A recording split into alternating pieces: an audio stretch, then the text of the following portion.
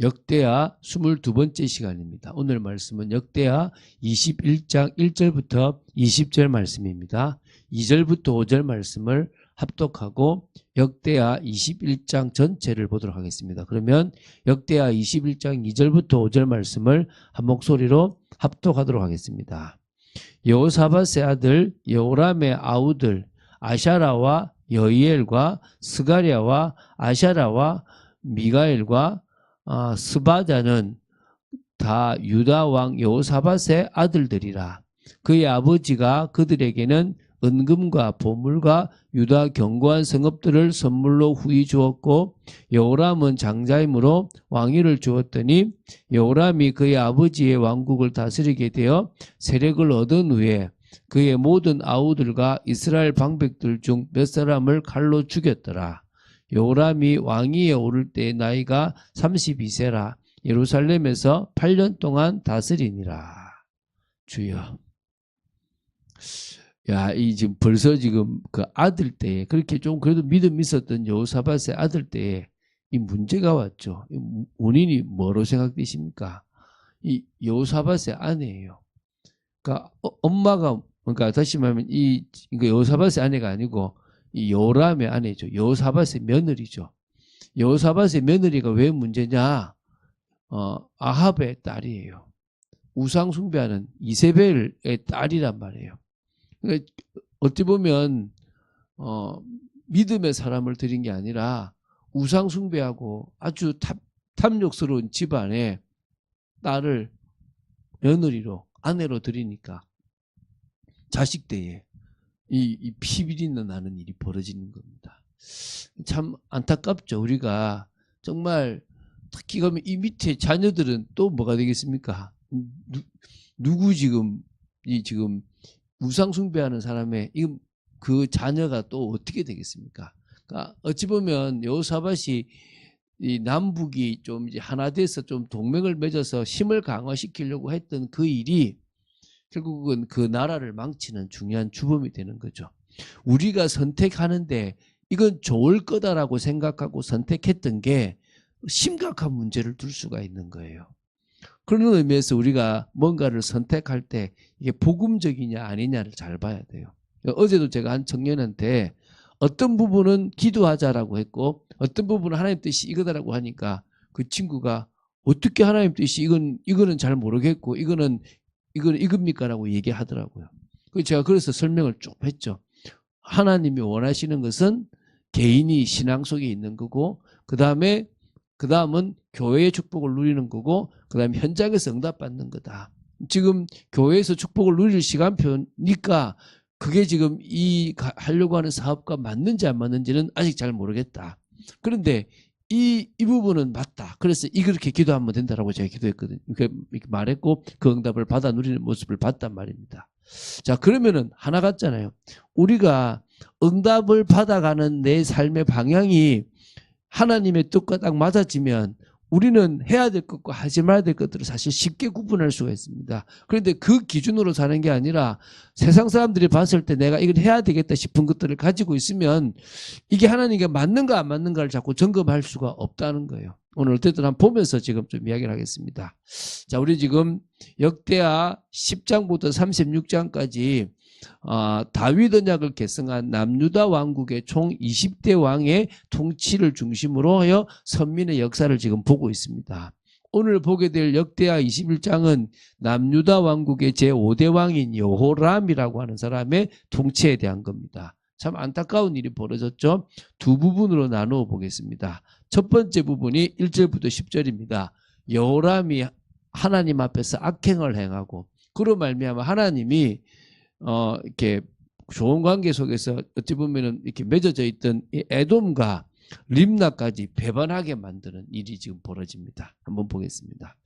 자, 이 여호람이 여호사밧을 이어서 남유다의 제5대 왕이 됐습니다. 여호사밧은 여러 자식들이 있는데 다 골고루 좀 성을 주지만 장자에게만큼은 뭐냐? 왕위를 준 겁니다. 전체가 다 화합해서 하기를 원했겠죠. 그런데 이 여호람이 왕으로 즉위하고 왕권을 강화한 후에는 자신의 왕권 강화와 통치 정책에 장애가 되는 형제들과 신하들을 이렇게 숙청해 버렸다는 겁니다. 먼저 1절을 보면요. 여호사밧이 그의 조상들과 함께 누움에 그의 조상들과 함께 다윗성에 장사되고 그의 아들 요람이 대신하여 왕이 되니라. 그러면서 여호사밧의 아들들이 많다 그랬죠. 이 바로 요람이라고 하는 사람의 아우인데 아샤랴 그리고 또 이게 뭡니까? 또 여기 보면은 아이헬 또 스가랴 또 아샤랴 또 있어요. 미가엘 스바랴 이것도 다 유다 왕 여호사밧의 아들들인데요. 그의 아버지가 그들에게는 은금도 주고 보물도 주고 유다의 견고한 성읍들도 줘가지고 그래서 충분히 거기서 하게끔 어찌 보면은 뭐 제후들을 만들었다고 볼 수도 있는데 요람은 장자예요. 왕위까지 주었습니다. 근데 이 요람이 왕국을 다스리게 되어서 좀 세력을 딱 얻은 후에는요. 모든 아우들과 방백 중에서 방해가 될 만한 새들을 칼로 죽여버린 겁니다. 그러면서 이제 5절 6절에 이 요람에 대한 벌써 이제 통치 계획가 나와요. 별 볼 일 없다 이 말이겠죠. 요람이 왕위에 오를 때의 나이가 32세였는데요. 예루살렘에서 8년 동안을 다스렸대요. 오랫동안 다스리지 못했습니다. 그가 이스라엘 왕들의 길로 행하여 아합의 집과 같이 하였으니 그러니까 다윗의 길이 아니라 이스라엘의 왕들처럼 특히 아합의 집과 같이 했습니다. 왜입니까? 아합의 딸을 자기 와이프로 뒀단 말입니다. 그러니까 이 아내 말을 너무 잘 들은 겁니다. 여러분 아내 말을 들어야 될 땐 들어야 되겠지만 믿음하고 방해가 된다면요 좀 경계해야 될 텐데 그죠? 그가 이스라엘 왕들의 길로 행하여 아합의 집과 이렇게 아합의 집과 같이 하였으니 이는 아합의 딸이 그의 아내가 되었습니다. 그가 여호와 보시기에 악을 행하였으나 자 이제 7절입니다. 여호와께서 다윗의 집을 멸하기를 즐겨하지 아니하였음은 이전에 다윗과 더불어 언약을 세우시고 또 다윗과 그의 자손에게 항상 등불을 주겠다고 말씀하셨습니다. 어떠라? 완전 멸하지 않은 거예요. 왜? 너무 심각한 일을 했지만 멸하지 않았다는 겁니다. 자 이제 8절부터 어떤 일이 벌어지느냐? 악행이 나와요. 여호람 때에 에돔이 배반하여 유다의 지배하에서 벗어나 자기 위에 왕을 세우므로 여호람이 지휘관들과 모든 병거를 거느리고 출정하였더니 밤에 일어나서 자기를 애워싼 에돔 사람과 그 병거의 지휘관들을 쳤더라. 이와 같이 에돔이 배반하여 유다의 지배하에서 벗어났더니 오늘까지 그리하였으며 그때 림나도 배반하여 여호람의 지배하에서 벗어났으니 이는 그가 그의 조상들의 하나님 여호와를 버렸습니다. 그러니까 악행 하나님을 버리고 자기가 원하는 방식대로 살아간 겁니다. 누구 때문에요? 아합의 딸 아달랴 때문에. 이 아달랴 한 사람이 들어와서 여호람뿐만 아니라 이 남유다 전체를 지금 엉망으로 만들고 있는 겁니다. 그로 말미암아 지금 심각한 일이 벌어지고 그 결과 에돔과 림나가 이제 지배하에 있었고 이게 영향권 아래 있었는데 벗어나 버리고 오히려 공격하는 세력이 되어져 버렸다는 거예요. 참 안타깝죠, 그죠? 이게 우리가 좀 잘 생각할게요. 정말 우리가 이익이라고 생각되는 게 하나님의 뜻과 맞는지 정말 고민 많이 해봐야 돼요. 여러분 정말 고민하고 기도하고 인도받는 축복 있게 되기를 예수님의 이름으로 축원드립니다.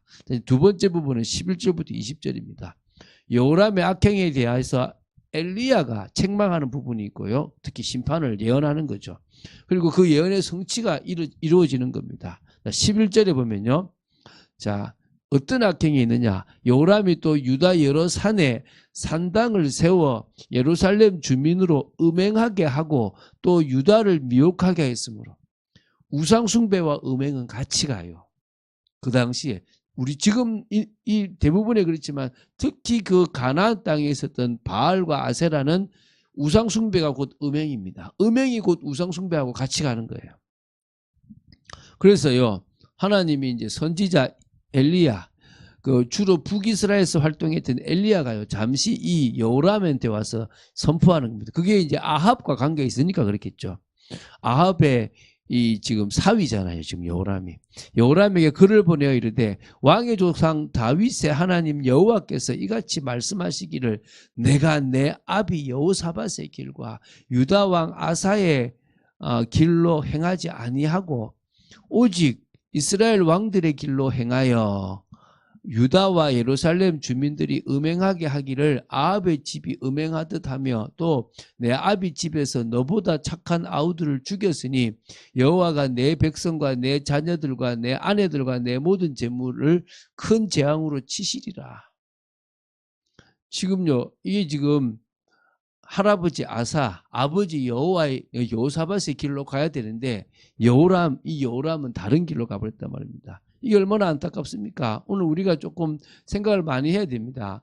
하나님께서 분명히 이런 부분에 우리에게 늘 말씀하시는 부분들이 있단 말입니다. 정말 우리가 기도하지 않으면은 이런 부분에 우리는 속을 수밖에 없는 것들을 기억해야 될 줄로 믿습니다. 자, 그래서요, 계속 보겠습니다. 또 너는 창자에 중병이 들고 그 병이 날로 중하여 창자가 빠져나오리라 하셨다 하였더라. 결국 개인적으로 병이 생기죠. 참 이렇게 하나님의 저주가 딱 바로 심판이 바로 나타나면 바로 깨어지겠죠. 근데 이게 이제 우리가 역사를 보니까 이렇게 알 수 있지 당시에는 잘 모를 수 있습니다. 그러면서 이제 16절 17절 여호와께서 블레셋 사람들과 쿠스에서 가까운 아라비아 사람들의 마음을 격동시키사 여호람을 치게 하셨으므로, 그러니까 우상숭배하고 타락하면 하나님이 나라를 들어서 치게 하는 겁니다. 그들이 올라와서 유다를 침략하여 왕궁의 모든 재물과 그의 아들들과 아내들을 탈취하였으므로 막내 아들 아하스 외에는 한 아들도 남지 아니했더라. 그러니까 이게 지금 엘리야에게 했던 말씀이 성취되죠. 그런데 등불을 끄지 않고 아들 하나 남겨두고 있죠. 18절부터 20절입니다. 이 모든 일 후에 여호와께서 여호람을 치사 능히 고치지 못할 병이 그 창자에 들게 하셨으므로 여러 날 후 2년 만에 그의 창자가 그 병으로 말미암아 빠져나오매 창자가 나와버렸어요. 그가 그 심한 병으로 죽으니 백성이 그들의 조상들에게 분향하던 것 같이 그에게 분향하지 아니하였음에 여호람이 32세에 즉위하고 예루살렘에서 8년 동안 다스리다가 아끼는 자 없이 세상을 떠났음에 무리가 그를 다윗성에 장사하였으나 열왕의 묘실에는 두지 아니하였더라. 구분해 버린 거죠. 이해되십니까? 우리가요, 여호사밧이라 그러면 우리의 아내, 그러니까 우리 자식들의 아내, 또 자식들에게 뭘 물려줘야 될 것인가 상당히 기도 많이 해야 됩니다. 정말 안정될 만하다고 생각되는 부분이 아니라 하나님 앞에 설 수 있는 부분들을 만들어줘야 되는 거예요. 저는 그런 생각 참 많이 하거든요. 우리 애는 왜 이럴까라고 생각할 수 있잖아요. 내가 그럴 수 있는 거예요. 내 자녀가 내잖아요. 내가 하나님 앞에 내 생각을 가지고 있으면 내 자녀도 그럴 수 있습니다. 내가 하나님 앞에서 불신앙이 있으면 내 자녀도 그럴 수 있는 거예요. 그러면 뭐냐? 내가 하나님 앞에 믿음으로 서버려야 자녀가 서버리는 겁니다. 온전히 서는 축복이 있기를 주 예수 그리스도 이름으로 축원드립니다. 주는 그리스도시요 살아계신 하나님의 아들이심을 고백합니다. 예수님이 어떤 분인지 제대로 알고 또 정말 언약을 성취하시는 신실한 분이심을 제대로 알고 믿음으로 나아가는 저희들 되어지기를 간절히 소원합니다. 아버지, 정말 저희들이 말씀 따라가는 축복 속에 있도록 지켜주시고 이 여호사밧 때와 너무 다른 또 여호람의 때를 보면서 어떻게 해야 될 것인가를 우리가 좀 보게 하시고, 이게 아니라 하나님이 우리를 이끄시는 그 방향을 따라서 정말 복음적인 선택, 유익한 선택을 아버지 하나님 언약에 맞는 선택을 해나가는 저희들 되도록 지켜주시옵소서. 주 예수 그리스도 이름으로 기도드립니다. 아멘.